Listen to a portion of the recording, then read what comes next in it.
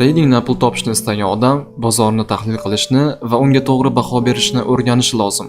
Sizning daromadingiz narxning ko'tarilishi yoki pastlashini oldindan qanchalik to'g'ri taxmin qilishingizga bog'liq bo'ladi. Xo'p, endi savol: bozorni qanday analiz qilsa bo'ladi? Video shu haqida. Videoni kirish qismiga yakun yasab, asosiy temaga sakraymiz. Birjani analiz qilish, uning yaqin va uzoq kelajakda bo'ladigan harakatini, pastlashi yoki ko'tarilishini aniqlashning ikki yo'li bor. Birinchisi fundamentalniy analiz, ikkinchisi texnicheskiy analiz. Bularga alohida to'xtalamiz. Avvalo fundamentalniy tahlildan boshlasak. Xalq orasida bu yangilikka qarab savdo qilish deyiladi. Ya'ni nomidan ma'lumki, bu texnik tahlil emas. Bu fundamental, ya'ni umumiy tahlil. Har bir davlat yilda 12 oy o'zining mamlakatida bo'layotgan iqtisodiy, siyosiy, ijtimoiy holatlar, o'zgarishlar haqida report, ya'ni ma'lumot berib boradi. Bu o'z-o'zidan bizning sevimli bozorimizga ta'sirini ko'rsatadi.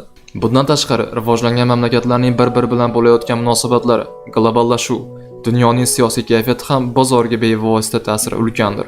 Hammamizga ma'lum, hozirgi zamonda dunyoning siyosiy kayfiyati havas qilarli emas. Guvohi bo'lganimizdek ketayotgan urush ham bozorga o'zining keng ko'lamli ta'sirini o'tkazdi. Xullas, ana shunday substansiyalarni hisobga olgan va puxta o'rgangan holatda bozorga baho berish va narxning bo'lajak harakatlarini tahlil qilishga fundamentalniy analiz deyiladi. Fundamental analiz qilganda quyidagi reportlarga diqqatliroq bo'lish kerak. Bular GDP, PPP, CPI, PPI, NFP. Bulardan tashqari yana bir nechta muhim reportlar bor. Bularni fundamental traderlar yaxshi tushunishadi. Bulardan tashqari Federal Rezervning o'rtacha har 2 oyda qiladigan majlisi, FOMC, Federal Open Market Committee'ga o'xshagan yig'ilishlarni ham ko'zdan qochirmaslik kerak. Va qo'shimcha ravishda rivojlangan mamlakatlarning markaziy banklarining raislarining nutqi ham juda ahamiyatlidir.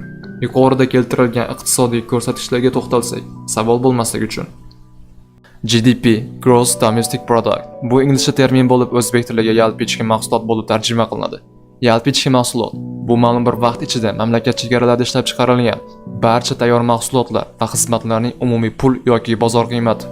Umumiy ichki ishlab chiqarishning keng o'lchovi sifatida u ma'lum bir mamlakatning iqtisodiy salomatligini aks ettiruvchi ko'rsatkichlar kartasi sifatida ishlaydi va yalpi ichki mahsulot mamlakat iqtisodiyotida katta rol o'ynaydi.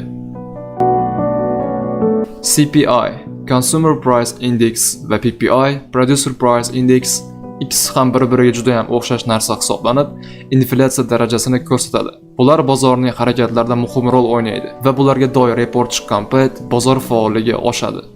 Va so'ngida NFP, Non-Farm Payrolls. Bu AQShning reporti hisoblanib, yangi yaratilgan ish o'rinlari to'g'risida ma'lumot beradi va har oyning juma kuni e'lon qilinadi. Bu ham narxning harakatlarida muhim omil hisoblanadi. Fundamental analiz to'g'risida qisqacha ma'lumot oldik. Keyingi navbat texnicheskiy analizga. Azizlar, keyingi temamiz texnicheskiy analiz. Bu to'g'risida bilimim yetgancha, kamtarona tajribamdan kelib chiqib, qo'limdan kelgancha tushuntirishga harakat qilaman. Men ham odamman, agar xato qiladigan bo'lsam, to'g'rilashingiz mumkin. O'z nomidan ma'lum, texnicheskiy analiz, ya'ni bozorda u yoki bu tovarni, instrumentni, kelgusidagi bo'ladigan harakatlarini aniqlashning texnik usuli. Texnicheskiy analiz istalgan moliyaviy bozorda ishlaydi. Istalgan birjada texnicheskiy analizdan foydalanishingiz mumkin. Texnicheskiy analiz bu bozorda narxning kelgusida bo'ladigan harakatlarni aniqlashning ikkinchi yo'li.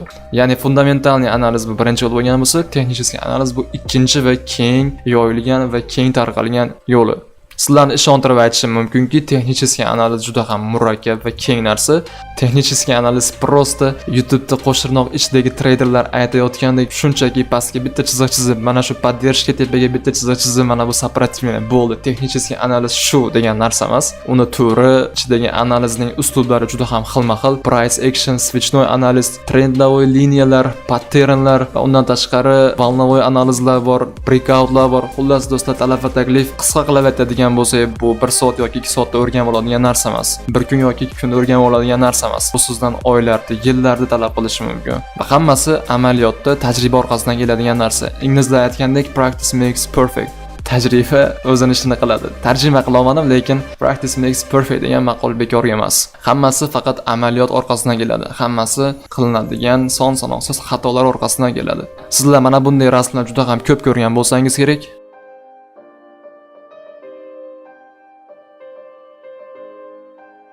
Itak qisqa qilib logichlik mantiqan o'ylab aytadigan bo'lsak, texnicheskiy analiz bu o'z nomidan ma'lum. Narxning tarixda o'zini tutgan holatiga qarab, narxning tarixdagi divideniyalariga, o'tgan davrda narx o'zini qanday tutganiga qarab turib, kelgusida bo'ladigan harakatini taxmin qilish va tahlil qilish shu texnicheskiy analiz bo'ladi.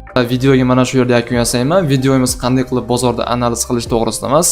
Bugungi videomiz bozorni analiz qilish yo'llariga birmuncha to'xtalgan bo'ldik. Agar sizlarga ma'qul kelgan bo'lsa, like bosib qo'ying. Ma'qul kelmagan bo'lsa ham like bosib qo'ying. Bu men uchun motivatsiya bo'ladi. Itak hammaga xayr, hammaga katta-katta daromad tilayman. Sog' bo'linglar.